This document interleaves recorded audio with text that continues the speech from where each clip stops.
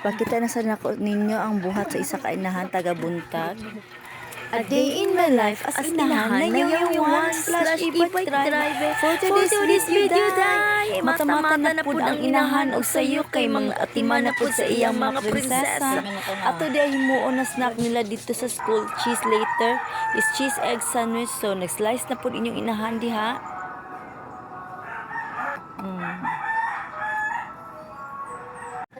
So wala guwat ta sa mga luto sa sandwich no, ato sa day gihimo ang breakfast sa atong duha ka prinsesa, sunny side up ug scrambled egg. As usual na pod ang lutoon kay paborito man ni sa atong prinsesa.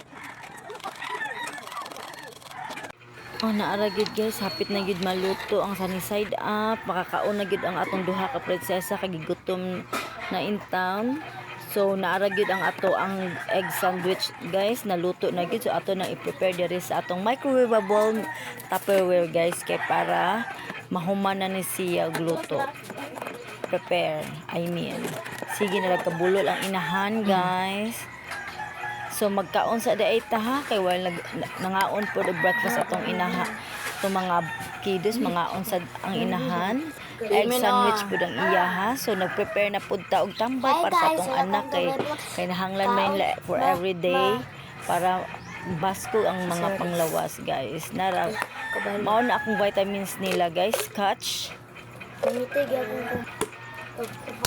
So after ana guys, magkuan na sa di ay ko muka kauno na sad nako ang tira-tira sa akong anak kay ing anak man gyud ang inahan tigtiwas man gyud sa sobra sa anak no. So diri dayong dapita nagkuan na sad ta, naghatod na puta sa ato ang mga anak sa school kay malit na daw nagyaw-yaw na ang ikaduha nako guys. Naara nagdali na gyud taon ng inan, hapit pa taon kuan man disgrasya de simba kulang. Nagdali na. So nara guys. Bye. Diri na lang tatama na abot sa school. Bye bye.